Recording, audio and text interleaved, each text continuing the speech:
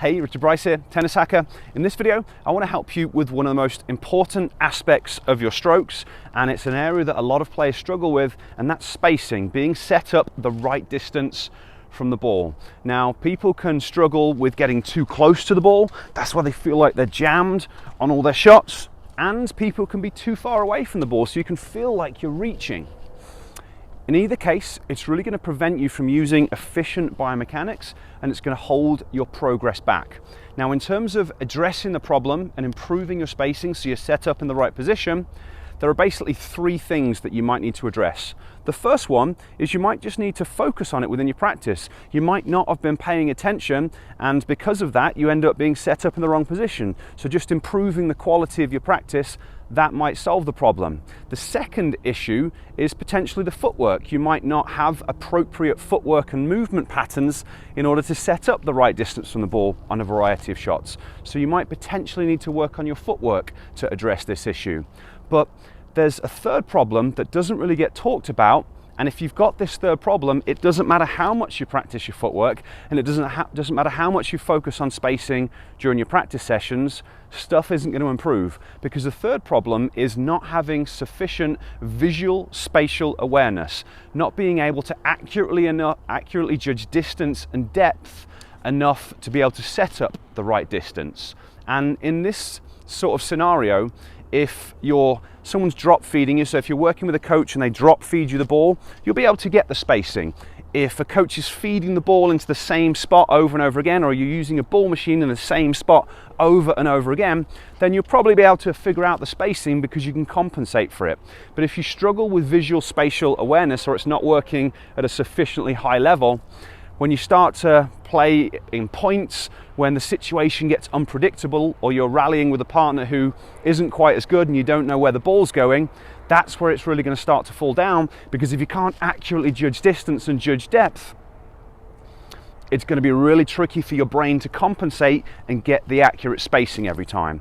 So what I want to do in this video is show you a couple of tennis vision assessments to assess really important visual skills that you need in order to be able to judge the distance, so you can start to identify if this is part of why you're struggling with spacing, because if it is, there's a lot of stuff we can do to train and improve visual processing and spatial awareness, and that's going to make a massive difference in terms of your game. So I hope you enjoyed the video. If you do, give me that thumbs up. If you haven't subscribed to my channel before, really appreciate it if you could do that as well.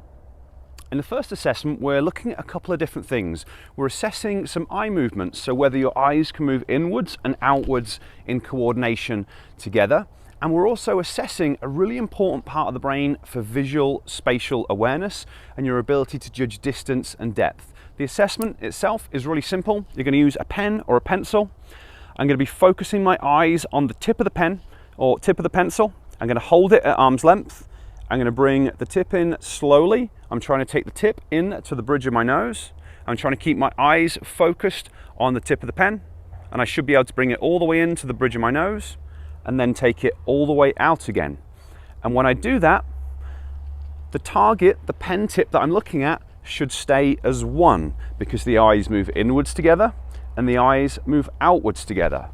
But what happens for a lot of people is these eye movements aren't functioning in the way that they should. So as the pen starts to come in towards them, one of their eyes is following it and the other one isn't able to follow it. And because of that, our eyes are like camera lenses. One of the camera lenses isn't able to point at it, and it's going to start to pull off the target, and the tip of the pen is going to start to get wider, and then it's going to split in two, because now each eye is looking at things in a slightly different way.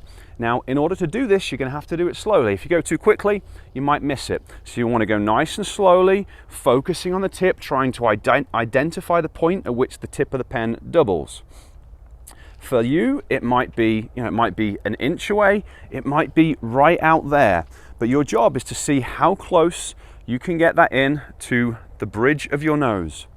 And when you do this, it's very possible that you might do it incorrectly without realizing it, and there's a specific problem that can cause that, but I'll talk about it in a moment. So it's a really good idea that you record yourself doing it, because you might not be doing it in the way that you think you are. Just like when you're trying to improve your tennis strokes, it's a good idea to record them. So record yourself doing it, And what we're looking for, firstly, if you can't get the tip in all the way without it doubling, that's a problem. But you might find that your brain compensates. It might try and pull it down to the tip of your nose because that uses a different muscle, so it's kind of cheating. You might find that your brain pulls it up there to use a different muscle. You might find that you just pull it straight in front of one of your eyes because that eye doesn't come across very well. So there's all these different things that you can do to compensate. You also might find that your head moves forwards to try and help the situation. So all those things are going to be an indication that there's an issue in the area. But even if you can get it all the way in, like I can, you want to look on video for how smooth it is, because you might find that one of the eyes does it perfectly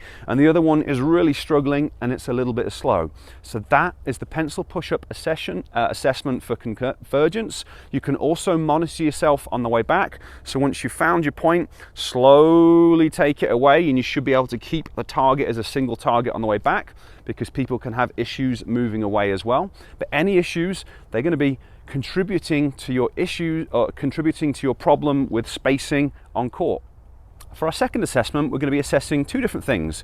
We're going to be looking at our eye alignment. So do our eyes point directly at the target in the way that we think they're doing? Because if they're not, that's going to cause huge problems for your spacing. And we're also looking at something called visual suppression. So suppression is when your brain isn't able to process the image from one of your eyes effectively. But in order for our brains to judge distance and depth optimally, we have to use both eyes together in what's called binocular vision. And a moment ago, when I said sometimes people do this pencil push-up test and they're doing a really bad job, one eye is looking at the target, the other eye is looking in the wrong direction. One of the reasons that people can do it really badly without realizing it is because one of the eyes is completely suppressed. So the brain just isn't paying attention to it at all. So it just seems like one target all the way in. So we're going to be testing for two things, your eye alignment and visual suppression.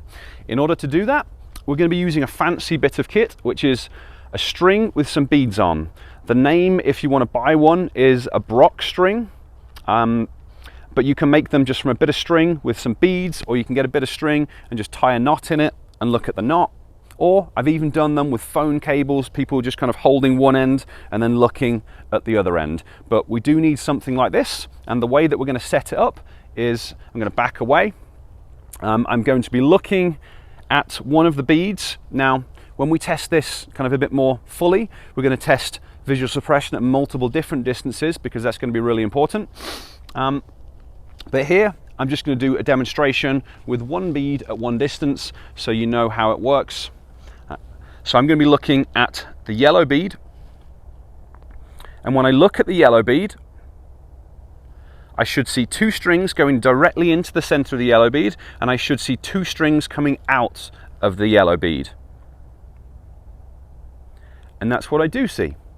But any deviation from that indicates a problem.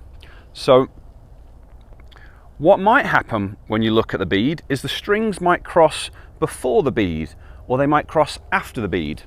And that's an indication of a problem with your eye alignment. Your eyes aren't pointing at the bead in the way that they should be doing.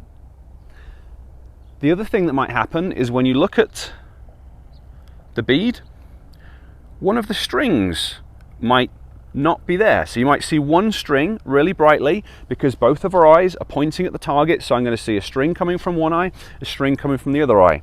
And if one of the strings isn't missing, or you only see one string, that's visual suppression. It means your brain isn't able to use that image, which is why you're only seeing one string. And that is a huge problem for your ability to get spacing on your ground strokes.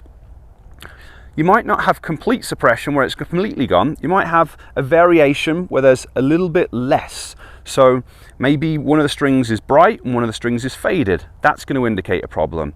Or maybe it switches between the two. Like you see one string and then the other string, and it keeps on switching backwards and forwards. Or maybe you can see most of the string and then it disappears for a bit. It could be before, it could be after, but anything that isn't two strings evenly bright going perfectly into the center of the bead and two strings of equal brightness coming out of the center of the bead indicates some kind of issue with visual suppression. And this is the sort of thing that can create huge problems for everything you do on court, but especially for your ability to get optimal spacing on your shots. So if you find deficits with either of those two visual skills, it's definitely going to be contributing to your challenges in getting optimal spacing. This is one of those things where there are underlying skills involved in playing tennis, and if you don't have the skill set, the physical abilities, it basically maxes out what you can do on court.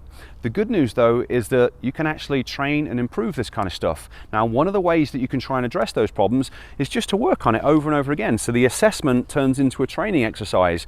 If you can only bring the pen in to there and it doubles, so you just work on it and see if you can bring it further and further each time. Obviously when you do that, make sure you don't cause yourself any eye strain, but with a little bit of practice you might be able to solve the problem. Same thing for the visual suppression. Just by practicing switching between the beads and looking at the beads, you can often break visual suppression, and by doing both of those things it can really improve your spacing on court. Now sometimes it's a little bit harder to do than that, and we might have to do different things to try and address these issues. But if you would like help with that sort of thing, this is exactly what I help tennis players with. I use brain-based training to help players do the things that basically they can't do, because in tennis there's kind of two sides to things. There's, do you know what you're supposed to do? So you need to have an understanding of the technique, you need to have good quality practice, but then your body actually has to be capable of doing it. And if your body can't do something, it basically maxes out where you can get to in terms of tennis performance. So if you'd like to learn more about this style of training and how it can apply to your game, I've created a masterclass that's going to go into a lot more detail about it. I'll place a link up there and I'll place a link down there so you can check it out. And if you're interested in potentially working to me, when you sign up for that masterclass, it'll explain a little bit about the program and give you the opportunity to kind of set up a time to talk with me so we can see if we are a good fit to work together. Okay, I hope you have enjoyed this video. If you've got any questions about these assessments, I would love to hear them down below, and I'll see you next time.